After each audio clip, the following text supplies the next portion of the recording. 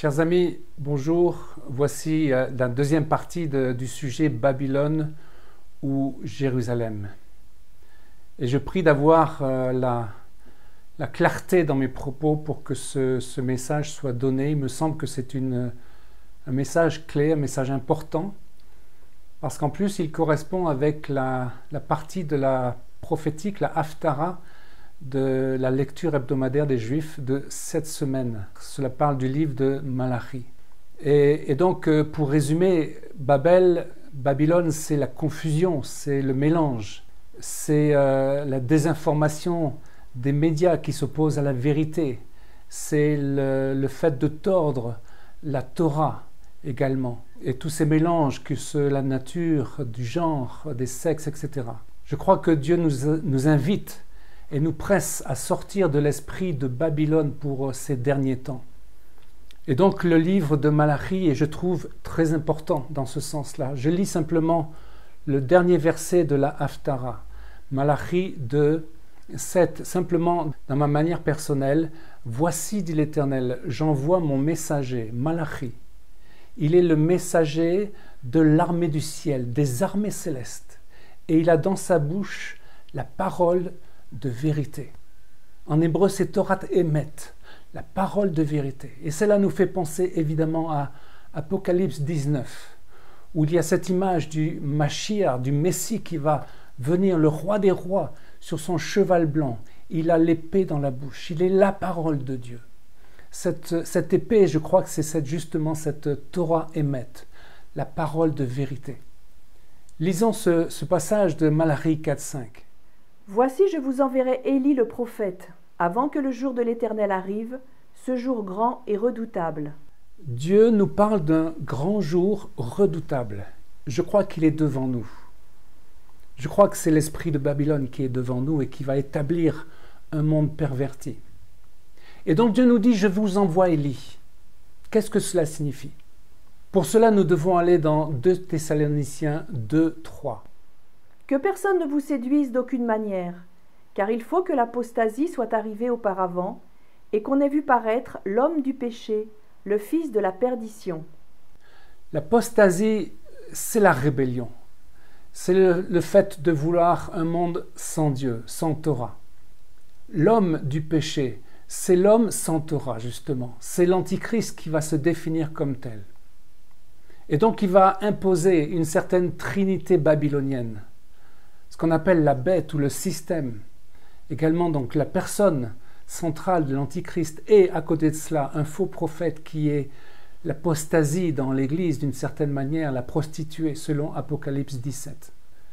Alors que dénonce le livre de Malachi? Il s'adresse aux prêtres, aux sacrificateurs. Il est prêt à leur jeter des excréments à la figure, tellement ils sont dévoyés, tellement ils sont à côté de la Torah. Et donc je pense que Dieu parle à l'Église, la nation prêtre. Et je voudrais tenter, avec beaucoup de... c'est un peu difficile, mais tenter de définir d'une certaine manière l'Église de type babylonien. Et pour cela, il y a 3 personnages, Jéroboam, Akab et Jézabel. Jéroboam a divisé Israël pour créer au nord un État sans Israël, avec une nouvelle sacrificature, avec une population idolâtre. Il a changé le calendrier, il a éradiqué les fêtes de l'Éternel, ou plutôt changé l'ordre, toutes ces choses. Je pense que cette église-là est celle qui dénature d'une certaine manière le fils de David, qui lui enlève son identité juive. Il y a aussi Akab, qui est un homme inconstant, on se rappelle la vigne de Naboth. Et cet homme inconstant, on pourrait traduire ça comme une église humaniste qui ne fait pas peur à Satan, une église universaliste où tout le monde il est gentil. Il n'y a pas de distinction au niveau de la croix. La justice de Dieu n'apparaît pas. Et il y a également Jézabel. Jézabel, c'est la femme de contrôle, ou l'église qui, d'une certaine manière, contrôle les choses, manipule. Il y a le clergé et il y a les fidèles. Il y a la mise en valeur d'une vérité, mais malheureusement qui exclut d'autres vérités. Alors que veut dire Malachi? Il est question de l'alliance de Lévi. Dans justement la tribu de Lévi, il y a plusieurs personnages intéressants. Bien sûr, le premier c'est Aaron. Ensuite, il y a Pinras. Pinras est cet homme qui a fait stopper une plaie sur les enfants d'Israël parce que tout simplement, il a transpercé un prince de la tribu de Siméon qui couchait avec une Madianite. Et pour ça, Dieu a élevé cet homme parce que cet homme était radical. C'est d'une certaine manière comme Élie qui a tué tous les prêtres de Baal et qui a fait tomber du ciel le feu sur le sacrifice. Cet Élie-là s'est opposé à la Jézabel. Donc nous voyons combien Dieu veut que le ministère d'Élie nous soit proche, combien cette Église, la dernière Église avant la fin des temps, pour qu'elle soit épurée, pour qu'elle soit rendue comme une épouse, eh bien, elle doit passer par ce ministère d'Élie, c'est-à-dire d'une certaine radicalité au niveau de la prêtrise. Dieu veut que nous nous identifions à Élie. Lisons Malachie 4:6. Voici, je vous enverrai Élie le prophète, avant que le jour de l'Éternel arrive, ce jour grand et redoutable. Il ramènera le cœur des pères à leurs enfants, et le cœur des enfants à leurs pères, de peur que je ne vienne frapper le pays d'interdit. Alors, il y a un certain mystère dans cette phrase, qui est à peu près la dernière de l'Ancien Testament. Jean-Baptiste a été le prophète qui a eu le ministère d'Élie selon Jésus, selon ce que dit Jésus. Et il a ramené le cœur des pères aux enfants. C'est-à-dire que le peuple juif, les contemporains de Jean-Baptiste, ont accepté d'une certaine manière la nouvelle alliance. Ensuite, la deuxième partie, c'est ramener le cœur des enfants à leur père. Je crois que nous sommes dans ce temps où Dieu veut que nous, les enfants, nous revenions à la foi de nos pères, le Dieu d'Abraham, d'Isaac et de Jacob.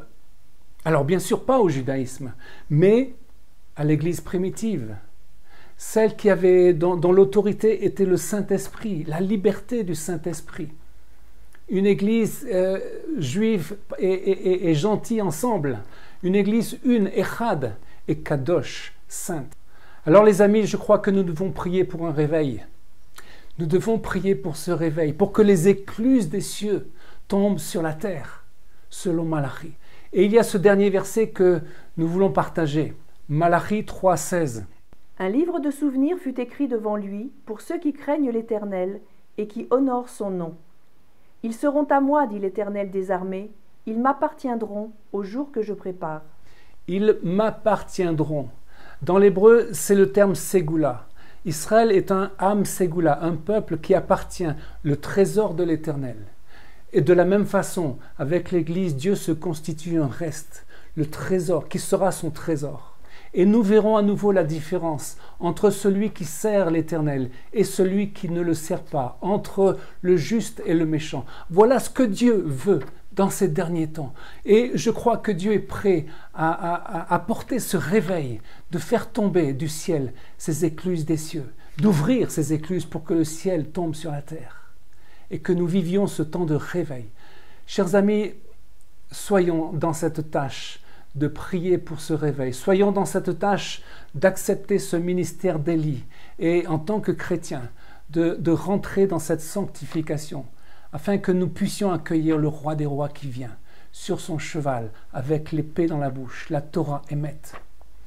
Chers amis, à bientôt pour une nouvelle vidéo en direct de Jérusalem.